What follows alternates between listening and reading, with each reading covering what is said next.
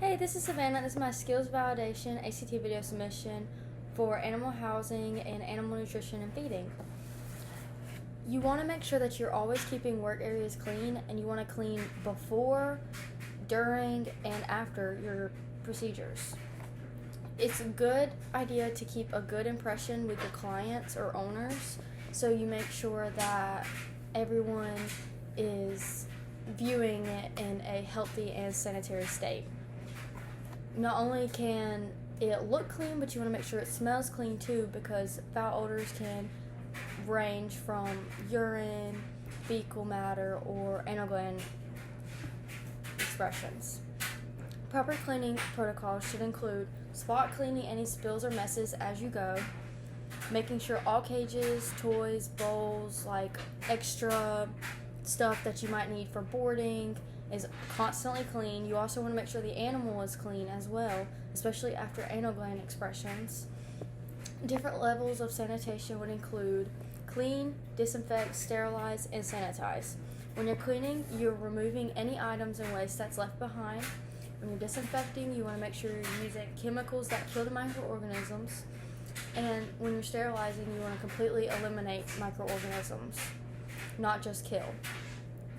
When you're sanitizing, you want to reduce the number of microorganisms to a safe level that's safe for you, the people you're working with, and the animal. Always use gloves when disinfecting, because you don't want to cause chemical burns or leave a mark on your hand from a side effect of the chemical. When dealing with bedding, you want to remove from the kennel and put in laundry and replace with fresh bedding. Clean before you disinfect always. Remove organic material before you begin, because you could spread it or put it somewhere that it doesn't need to be. When disinfecting and using chemicals, you always want to read the directions and make sure that when you mix, you're following the right protocols or safety regulations for mixing. And now when we talk about animal nutrition and feeding, you want to make sure that you have it stored properly for dry and canned food. Dry food needs to be stored where moisture cannot access it, and canned food needs to be stored in a fridge and the lid needs to be on it.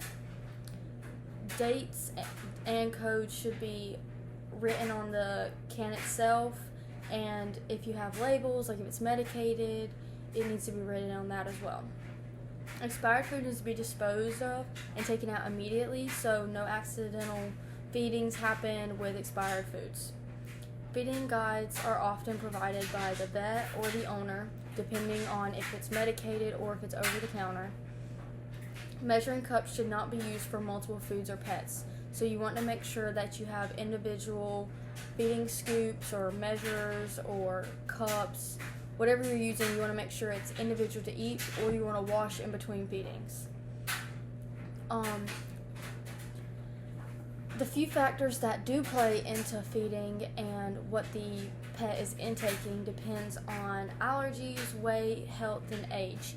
So if an animal has skin allergies or a pet has skin allergies, but another animal has neuro issues, they'll have different feedings. Or often they might have two different medicated feeds into one.